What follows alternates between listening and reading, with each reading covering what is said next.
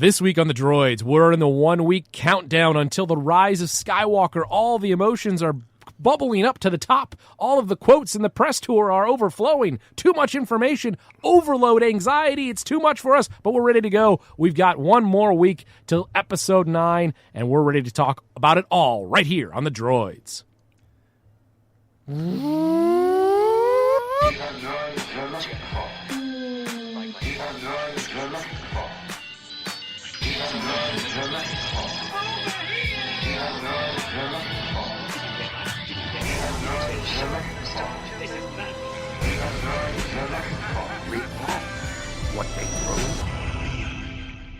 Welcome back to The Droids You're Looking For, a Star Wars podcast. Alongside Ryan, I am Mike. And Ryan, just the two of us this time. I don't know that we have a name for the two of us. I'm not sure we've ever done this permutation. Well, you know what? We might have done it that one time when we talked about Battlefront 2, when you and I were the only ones who had played the whole game all the way through. Yes. But I don't know what we at that called point it we then. didn't have names, I don't think. We didn't have any names for the Do you think iterations. are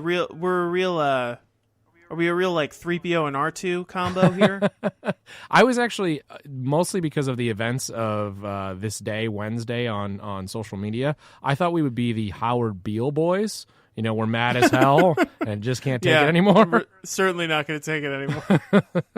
But yeah, I think C-3PO and R2 would be fitting as well. Yeah. Ryan, we didn't have you on the Mandalorian Chapter 5 podcast, and we missed your insights, and I think I might have taken on the role of what you had for Chapter 4 in Chapter 5. Sure. And, I want to walk it back just a little bit. I was a little hard on our guy, Mr. Cannavale, but I'd love to hear your perspective on the overall take on the episode briefly before we talk a little bit more in this one about some of the press tour, our thoughts leading up to the Rise of Skywalker with 1 week away, what our plans are, and how we get ready for the last film in the Skywalker Saga. But take us through your thoughts on the Gunslinger. Well, Mike, as you know, yesterday the Golden Globe nominations were announced, and I was shocked at a huge snub in the shape of a mini Cannavale. A few things stood out to me at the Golden Globe nominations in terms of snubs. HBO's Watchmen, Regina King for Watchmen, everyone involved in Watchmen, and then of course Jake Cannavale for best guest appearance on a continuing series. I was okay. So I agreed with basically everything you said. I did not think Jake Cannavale was a good choice. That goes without saying, I think. But so in a world where this episode, like the last episode and arguably the previous episode, meant nothing to the overall arc of the story, I did enjoy this one on a moment-to-moment basis more. I think that just has more to do with the fact that I just found it a little more interesting in terms of this kind of 2-on-1 kind of standoff. I thought that Ming-Na Wen was great. I really like her as an actress a lot, and I thought that she was wonderful in it, so I enjoyed that. But other than that, really didn't do much for me. I wasn't as kind of incensed about it as Chapter 4. Yeah. But I'm getting this feeling, moment to moment I enjoy the show, so I'm certainly not poo-pooing on it. But I would like for it to start getting somewhere quick, I think Sam and I talked about it in the episode about how you set this up early on as it felt like, okay, this linear story is going to continue to build. Yes, we're going to get somewhere in the end, but each episode is going to reveal a little bit more about what's going on, why Baby Yoda is so sought after, why is there a bounty from everybody out in the galaxy looking for this creature, and then you have the massive shift in Chapter 4 and 5 that have just kind of felt off, and it just continues to not sit well. And the more that I think about it, the more I get away from it, I'm kind of like, am I looking forward to Chapter 6? Yes, but I'm starting to just get concerned. I just feel like it's going to be over really soon, and it's going to be like, okay. Yeah. Like it's, and there's nothing wrong with this, but a lot of the episodes, I'm starting to, like, forget them as soon as they're over. Yep. And again, I enjoy them as they're happening, so that's fine. It doesn't have to be like world changing. I will say this about Chapter 5: I thought Amy Sedaris was great. I know that like her and Jon Favreau have a history of working together. She was an elf, and I believe she was a groundling, and he was a doorman at the groundling. Sounds about right. But I thought that she was really into it, and I love that the Tatooine like repair droids were there. I like them a lot. Thought that was fun. Were you enamored with the rest of the Tatooine choices, going back to the cantina? No, not at all. Like, I mean, no. I listen. I love Tatooine. I understand that it's kind of like it's the keystone to the whole thing. You know, it's kind of like if you trace it all back, that's where it started. But like, come on, we can go somewhere else. Yeah. It doesn't always have to be Tatooine. It doesn't always have to be Mos Eisley. I thought it was interesting world building about how they were serving, how it was droids in the cantina. Although, was he supposed to be a Mos Eisley specifically? Well, yes, they called that out. Okay, yep. So I thought that was an interesting piece of world building. That's just kind of an Easter egg, but I didn't see why we needed to be there. Other than people being like, "Oh, Tatooine," and someone saying like, "The suns will rise soon," and being like, "Yes, there's two." Like I think it would have bothered me in that same way if they would have done that first. If they would have been like episode 1, episode 2, we're gonna go to Tatooine and show you Tatooine. But because they've already shown that they can do something entertaining on other planets, I'm like, all right, fine. We got back. We just like indulged a bit. We didn't talk enough about the Tusken Raiders scene in the episode that Sam and I did, or the higher ground reference. It just got to the point where there's a lot of references where that's part of why maybe something isn't memorable, because when only you're referencing so much, it's like, all right, well, I remember the reference. Do I remember what actually happened? Because you're really only referencing things. But I've watched the episode twice now. It was easier for me to actually enjoy the plot the second time when I knew what I was in for with the kind of Valley performance. And I enjoyed Migna. I hope that her character is not dead. And any theories from you on who was coming up at the end of the episode? Remind me again. The spurs that were clinking on their way to Migna's character, Fennec's right? carcass. Yes. Do you think it's like someone we know? I don't know. I'm thinking it. I thought Sam's prediction of Giancarlo Esposito seemed most logical. Oh my God, we haven't even seen him yet. We haven't seen him at all. That's crazy. It is. We're more than halfway through this thing. I mean, like, granted, there's a lot of people that are doing just like one-off episodes. Well, are we done with Gina Carano? They build this whole thing and Gina Carano's in one episode. I bet you she will come back, probably in the finale, and then they'll get more of her in season 2. But I'm shocked how little she's been in it. I figured there was going to be a much bigger role for her throughout the whole season. There's a piece of me that feels like the first 2 episodes were so good, and the fact that it's this Star Wars live-action show, that it starts to feel like the creative decisions are a little bit like, okay, well, as long as we do it, like, it'll be cool. Yeah. Like, so, I don't know, and I'm not trying to be reductive to the creative team. I think everybody's really putting their all into it, and I think Dave Filoni obviously is a Star Wars scholar, and he's contributed as much to the universe of Star Wars as anybody. So, but like every episode that he writes isn't going to be his best thing. No. But yeah, I think on a moment to moment basis, it's really enjoyable. I'm never like, oh, this sucks. No. There were a few things in chapter 4 that I was like, this is bad. Yeah. But most of the time, I'm like, this is great. I love that they were on speeder bikes. I really love that on Tatooine. Yeah. I thought it actually looked good. Yeah. But we need to get used to this idea that if there's going to be more Star Wars in the world, meaning live action shows, more animated shows, like side story movies, that not every single one is going, not every episode, not every moment is going to be this huge, revelatory thing. You want to bring in a sports reference? Not going to be a home run? I know you love working those in, Ryan. Yes, of course. Sometimes you just need a solid single. Get on base. Maybe a ground rule double. You're not going to hit a Last Jedi grand slam that pleases only half the crowd. Exactly. 90% of the crowd, maybe 10%. Yeah, but I think, I love Star Wars, and this is Star Wars, and that's great. But, it's not, so far as a television show, am I saying it's like a great season of television? Not necessarily. Yeah. So, Are we'll you see. surprised to hear that Mr. Pedro Pascal is not under the helmet for most of the episodes? Is that true? Yeah, it's John Wayne's grandson kicking in the westerns once again, and one other body double. Did you guys mention this in the last episode? No, Listen. no, this is a new. This I read, I think, 2 days ago. Someone went and did some research to find out. And Pedro Pascal is under the helmet for, I think, 2 or 3 of the episodes, but Bryce Dallas Howard said she never worked with Pedro Pascal when shooting Chapter 4. That's insane. It is.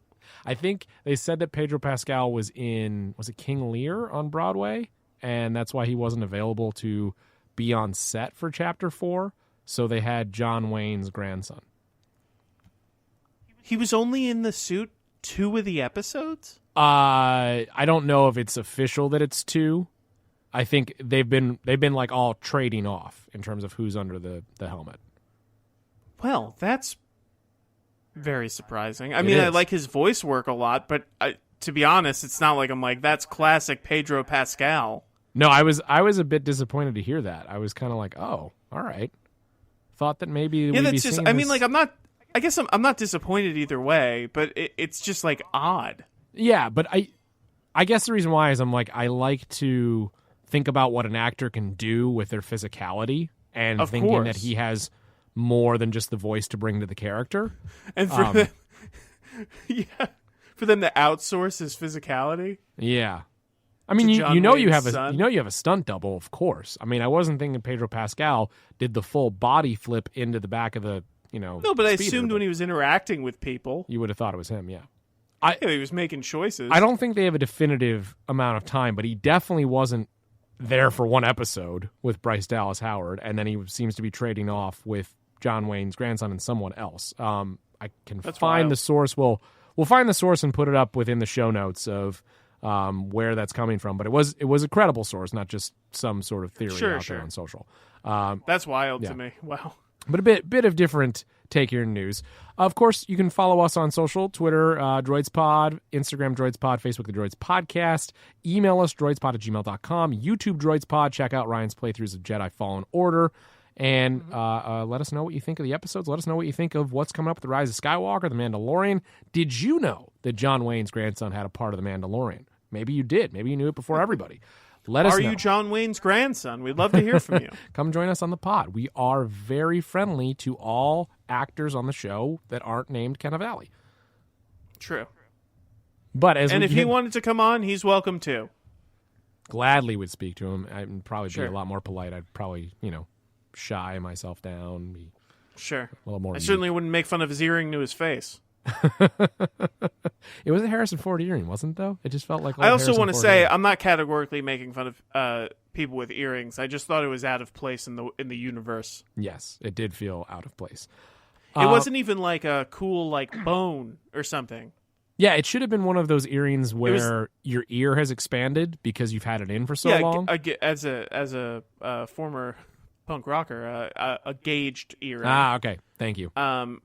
Or just something that wasn't literally a little gold hoop that you might see at my high school on Long Island.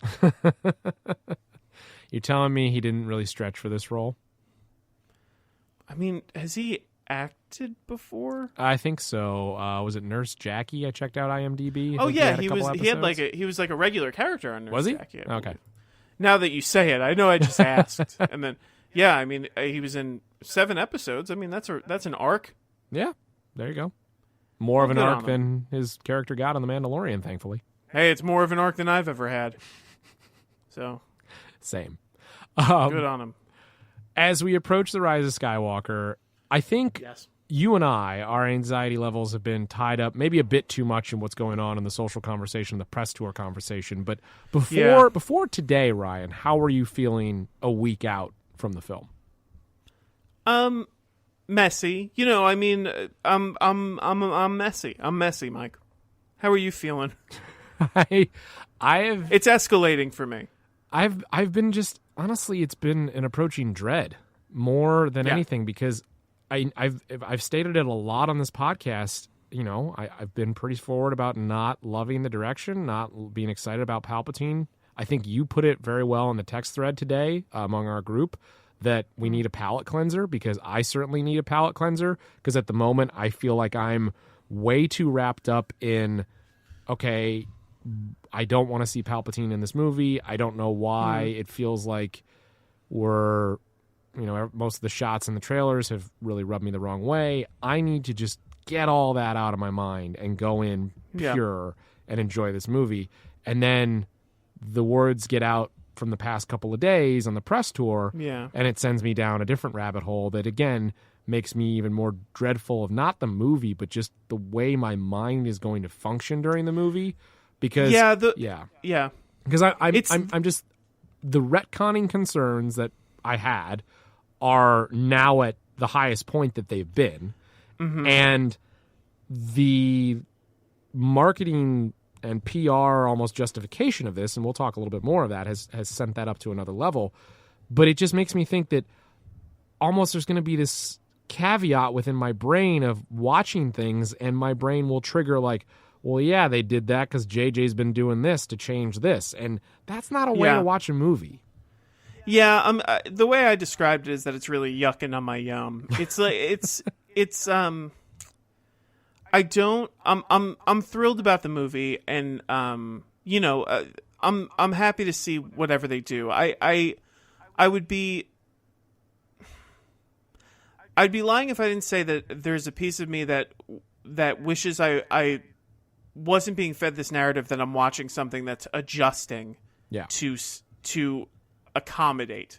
So, but I know also that everything of this size in a franchise is adjusting to accommodate in one way or another. You know, it's like even The Last Jedi, which I think is brilliant. They're considering the audience, as they should. These are huge movies. They're running a business. Yes, of course. All that, yeah.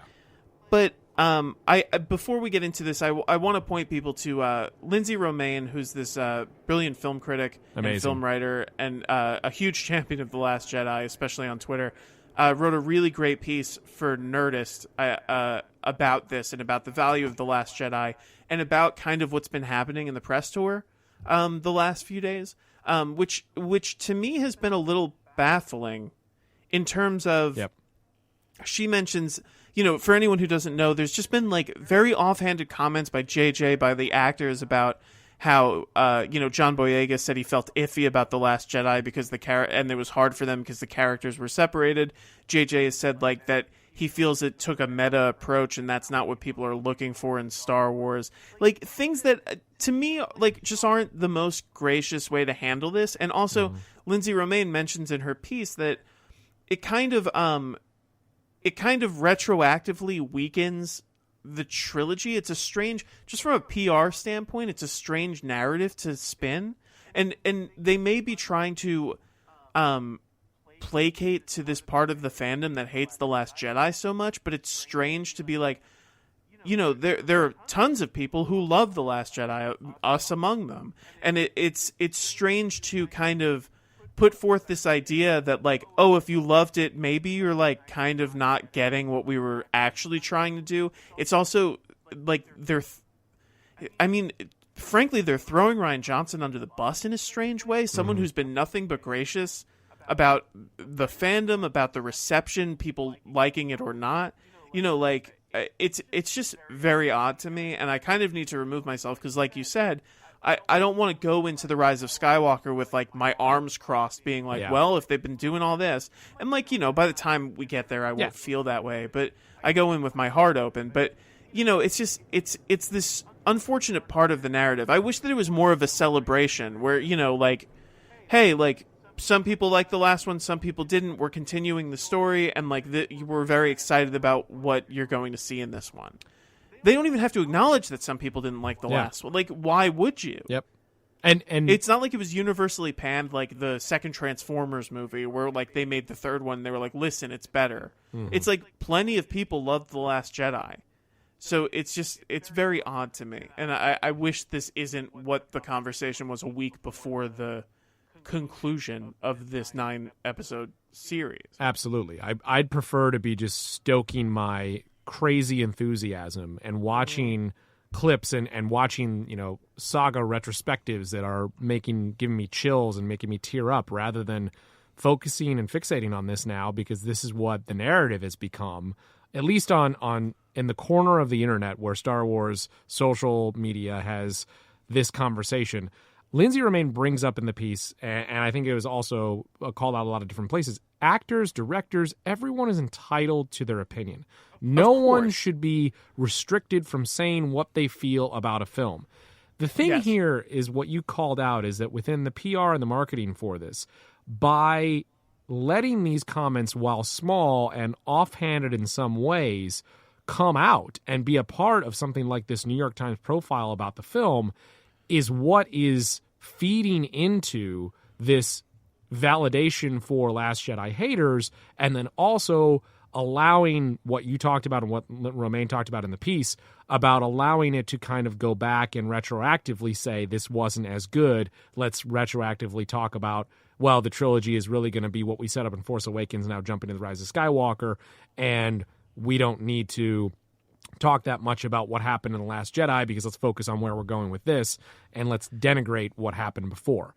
And I also, to speak to what you just said, I don't want to give the impression that I'm like saying something about the creatives, or being like, or saying in any way like, oh, why don't they just like shut their mouths about it? Like, it's not that. It's just that it's a strange move to me when you know that people love this universe, that this franchise means so much, that you would speak to the negativity as opposed to the positivity. Yep. Like, why would you try and discourage people who love the movie? In a way that, rather than because validate. You assume they're already coming for the next film, so you have to win back those people who didn't like Last Jedi, and that's why. I mean, I can't see why they would do this, but if you try to think through any reasons for this, that would be something that would come to mind. But again, that seems flawed, and the reason again that I don't think reacting to a single statement. Harrison Ford, Mark Hamill, Carrie Fisher have had criticisms of the original trilogy from the outset. Actors, directors having problems, that's not the takeaway. The takeaway is that in what is meant to be essentially a puff piece in the New York Times to build excitement for the Rise of Skywalker, this is what Disney and Lucasfilm has said, all right, yeah, that's the message we want going out. Yeah, it's strangely uncharacteristic, especially of the people saying it, like JJ and like John Boyega, who's been also like super gracious. And again, like, everyone's entitled to their opinion, but it's to me, it's just like, while we're in this, while we're heading into it, it's like, acknowledge that like many people loved the movie, so you're assumedly you're carrying forward. So like, why wouldn't it be like?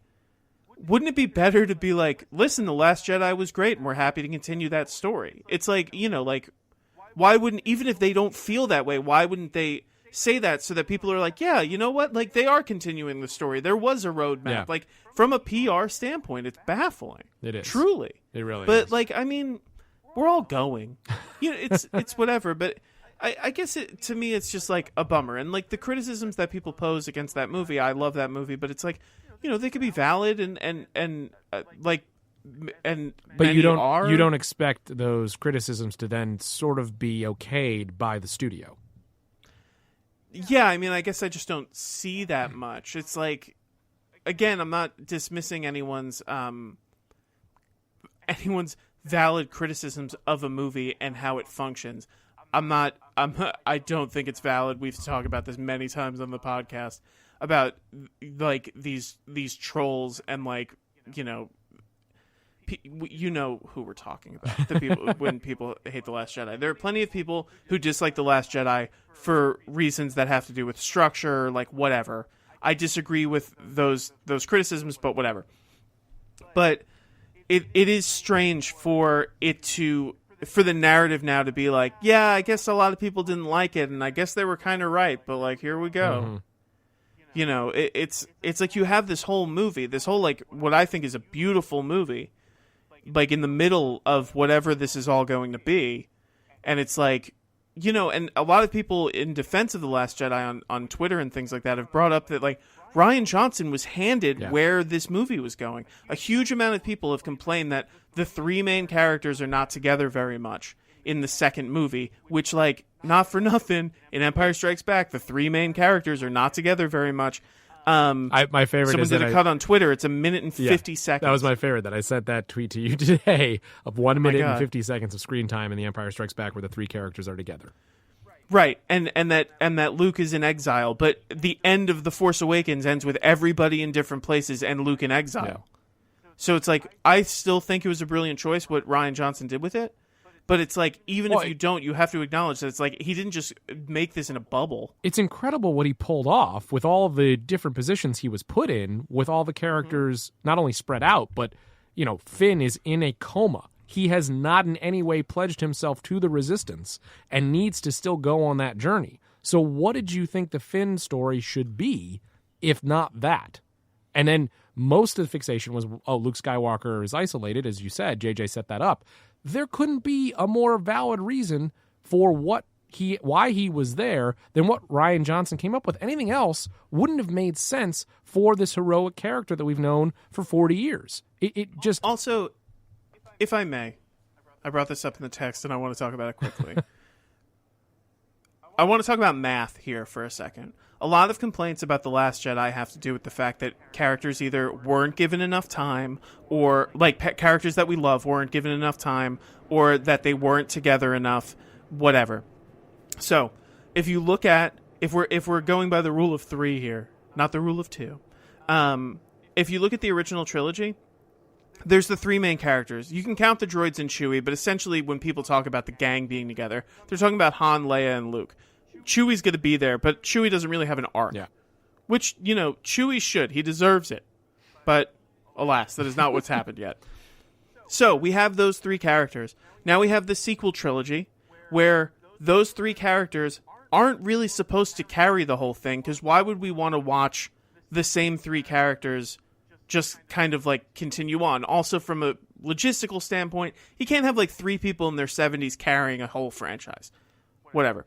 So now we have those three characters that people insist have to be featured prominently, and we have three new characters that we have to deal with, and that's just in The Force Awakens. So then we're introducing more people because you have to expand a world in The Last Jedi. So now we're dealing when we have Rose, the three, and the other three. I guess Han's gone. So we have 6 people now that need to be balanced out. And you have a certain amount of runtime. So everybody is not going to get the same amount of time. Mm-hmm. Everybody can't be the main character. It's just like, and to me, I think the balancing act in that movie is great. He introduces a ton of new people, and everybody kind of gets their moment. But and those arcs are pretty complete in what you get in that movie. Yeah. I think from a dramaturgical standpoint, that movie holds up beautifully. Mm-hmm. So it's like, but you know, it's like, you don't think that Leia's getting enough. You don't think that Luke's getting enough. Or Luke gets a ton to do, but you're not happy with what it was. And then you're saying that Finn and Rey were never together, and then Poe and Rey don't even know it. It's like, how much is someone supposed to achieve in one movie? Wow. You know, when they're handed this whole universe, it's just.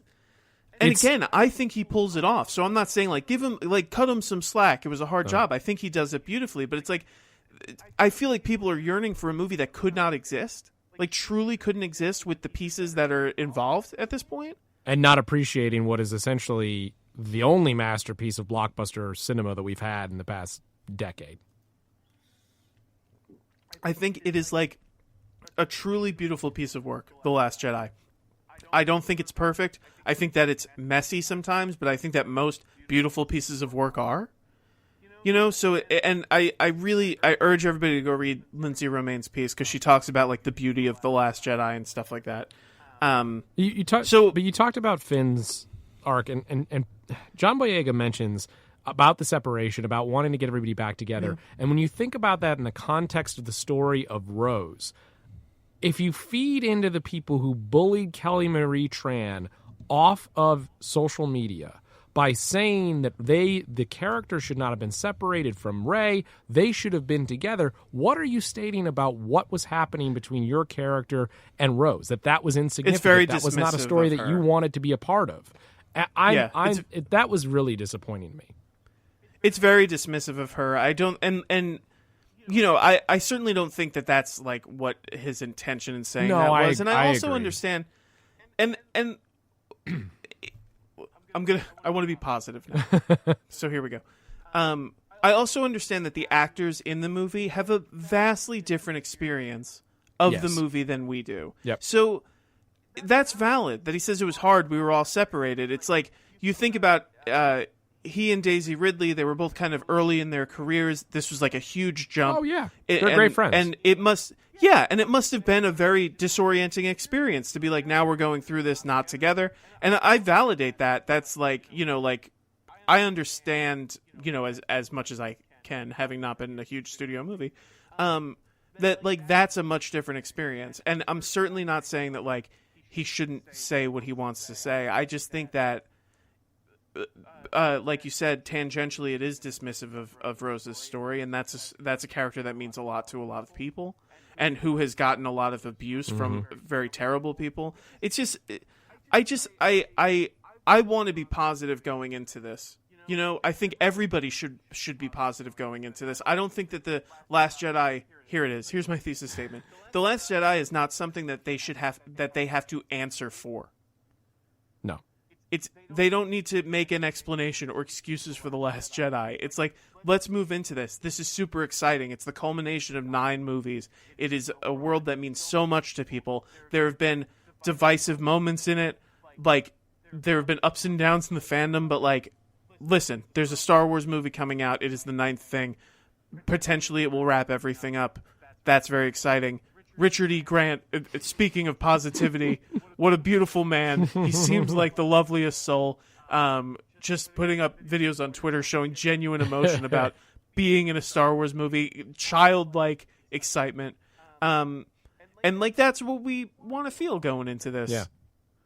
You know, I think this was a PR misstep for sure. You know what? Honestly, it's a PR misstep.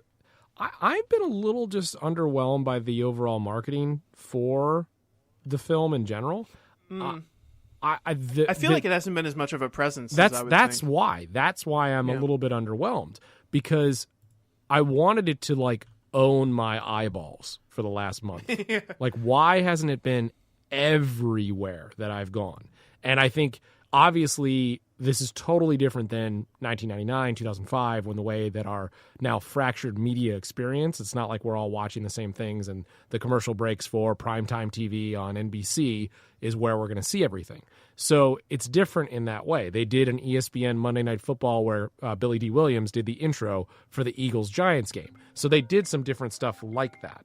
But I guess I just wanted to see things like Coke cans or Coke bottles with OLEDs that apparently are out there. The OLED bottles that have lightsabers on them that are apparently only available in South Korea. Why aren't there some crazy cool things that they're doing collectible-wise to build up this Where movie? are my Pepsi cans? That's actually the same thing, honestly. Where are my Pepsi cans with Dio on them? I want one. I want it to feel like that again. I wanted to feel like I did in 99 when I went and got those Pepsi cans. Why couldn't they just do that again? You know, I expected I expected more. I wanted more. We are the people now. Why wouldn't they do it like 99? Well, yeah, totally. But where's the McDonald's Happy Meal with all the Star Wars stars? I think they do have a McDonald's Star Wars Happy Meal. I do think that marketing is vastly different. I don't even think that like physical like toys are a thing for kids anymore. Like it's like, you know, like action figures now are for people like us who are like, oh, I'll keep it in the box and it'll be on my shelf. You know, like it's like, but yeah, I am surprised. I mean, I think we take in media so differently than, but I do feel like The Force Awakens, it was like a blitz. Yeah, it was. But also, maybe they're like, well, listen, everybody's going, you know? Yeah. Well, but there are still projections that they want to see it outperform The Last Jedi because it's the last of this trilogy. I think the projections are $200 million for opening weekend, which I think Force Awakens did $260 million. So we'll see how it ends up performing. But there's a lot. Generally, generally there is like a dip and then a rise for these things. Yeah. Like if I believe the Phantom Menace made a ton of money, No, I think the Clones made less. And the then, trilogies are always that way. Yeah. The final one always does see a rise from the second one. However, but they never reached the first one. Yeah. No, they don't. They never reach the pinnacle of what is the first movie. Yeah. But it's interesting to think about the money that Disney has made in this year, that whether this is the massive box office success or just a, double, it doesn't make a big difference to Disney. Disney's kind of like, all right, we've already won. They've already set the global box office record. They've had quite a year. But it's a big statement to say that Star Wars is just another, part of the armory, rather than just being, it is one of our big tent poles. It will always will be, but it's not at the biggest thing Disney has going, which is kind of just surprising. Yeah, it's wild. I mean, yeah, it's wild. One thing I do want to ask you, and we'll get more into just talking about positivity real quick. Yeah. When JJ talked about, The Last Jedi laid the groundwork for the Rise of Skywalker, and a story that I think needed a pendulum swing in one direction in order to swing in the other. Yeah. Is that a reference to Last Jedi needed to swing this way so that we could swing in the other way in the Rise of Skywalker? That statement kind of is that. I guess if that's what he's saying, then that makes sense. But it weirded me out. It didn't quite make sense. To me, that sounded like. What's the word? Mumbo jumbo. It just sounded like a lot of mumbo jumbo a little bit. Like it's sounds like something it made no sense. It's kind of unquantifiable. It kind of could mean anything to anyone. You know, it's one of those things where it's like if you hated The Last Jedi, it means one thing, but if you like The Last Jedi, it could mean something else.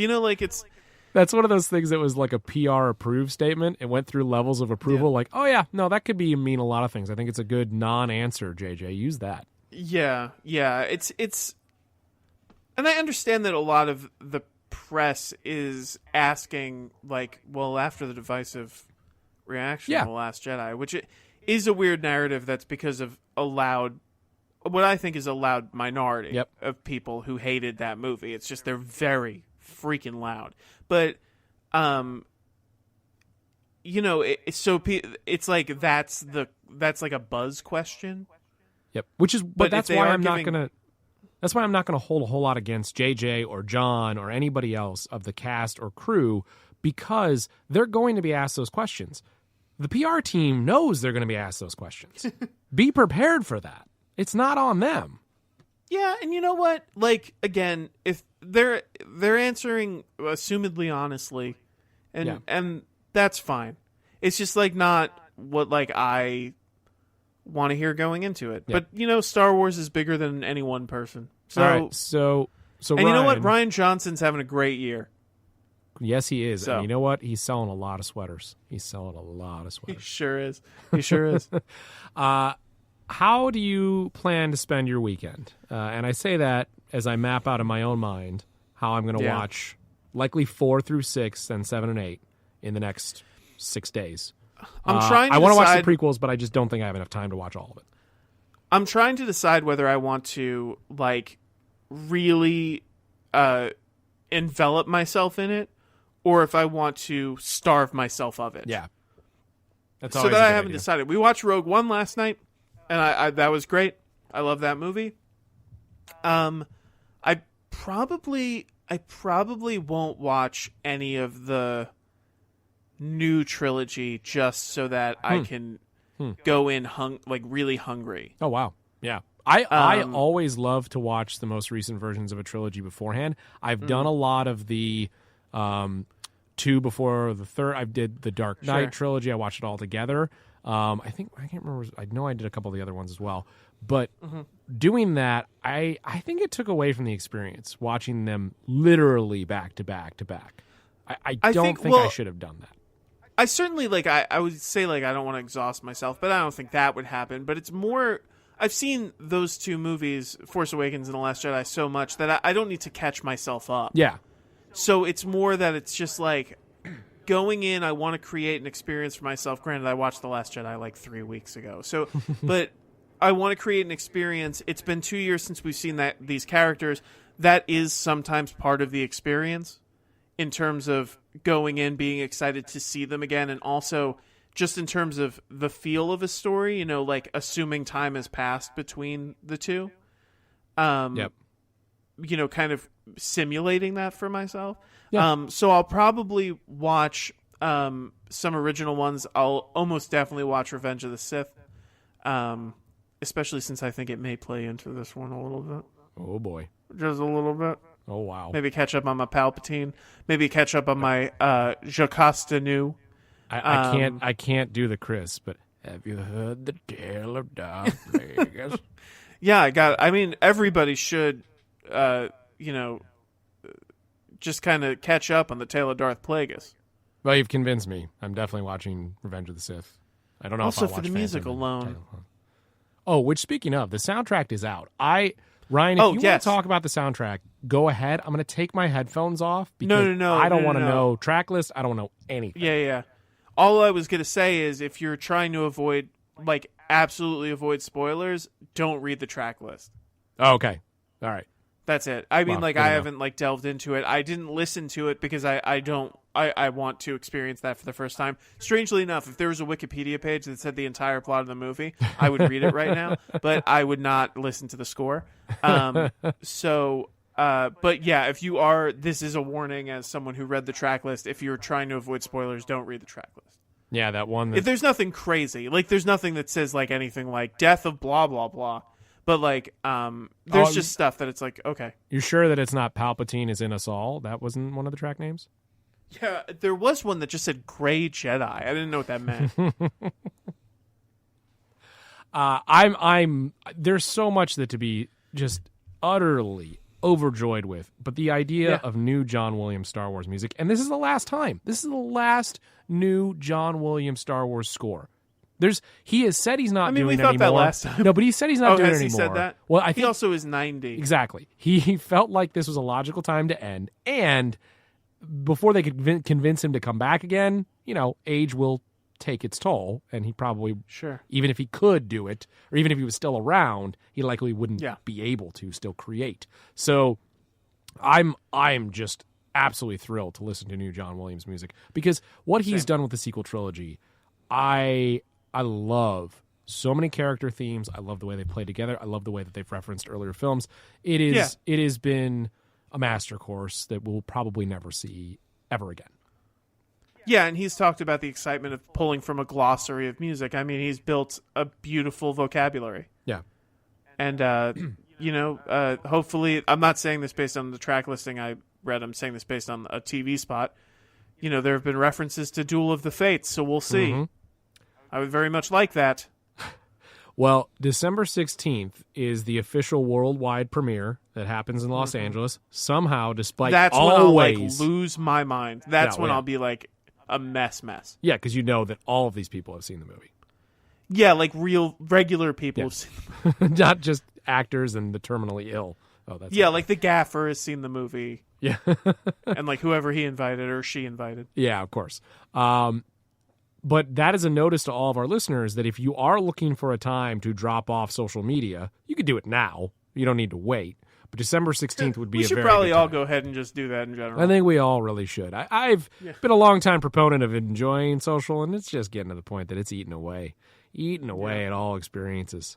But if you're looking for a time to get off, definitely don't be around on December 16th or beyond, because you will likely see very... vague reactions about the film, and then more specifics, obviously, on December 19th when it comes out. You'll see a lot of tweets that are like, I don't want to say anything, but there's a scene at 1:45 that will blow your, things like that. Yeah, of course. Which is just what you want when you go into a movie. You want to make sure that the director and actors have told you the last one they didn't like, and that this moment that comes up at a certain time is what you really need to wait for. That's how you experience No spoilers, but the twist is crazy. Things like that. And if you can somehow get it bootlegged on your iPhone, do that as well, because that's how you should experience the film. Yeah. Otherwise, though, our plans all set in stone. We'll be watching it on December 19th. We will likely have an instant reaction podcast available that night probably likely Friday, early 2, 3 a.m. when that'll go up. Who knows how late? Likely we'll have another podcast this week where we'll talk about The Mandalorian Chapter 6. And then The Mandalorian Chapter 7 is Wednesday. It's a little bit, I don't know, I kind of wish that they cleared out next week. I'd rather not have a Mandalorian episode next week. There's a lot of media. There's the season finale of Watchmen. There's the Mandalorian, and then of course there's the Big Papa, the Rise of Skywalker. Mike, I haven't brought this up to the group yet, and I mean, hopefully Chris and Sam will be listening. But I'm thinking this: we're all going to see it together Thursday night, if we all make it. Knock on wood. And I'm thinking afterward we hit a diner, get some pancakes, love it, and just sit in it.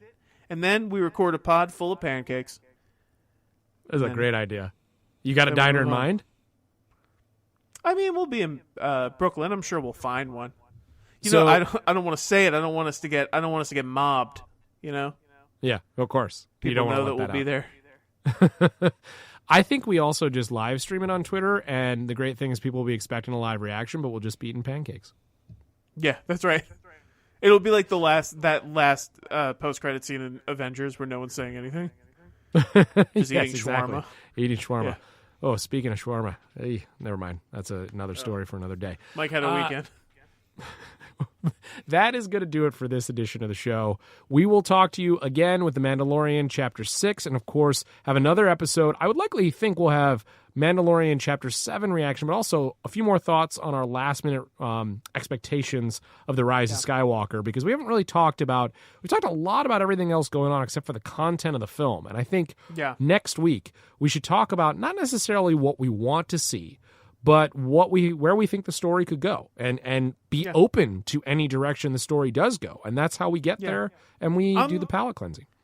I can't wait. I'm so excited. Like, I know that, we talked about a lot of bad stuff that's happening, or things that are negative things that but I'm so thrilled, and this is such an exciting time to be a Star Wars fan. Anytime there's a new one coming out, but especially, this being the end,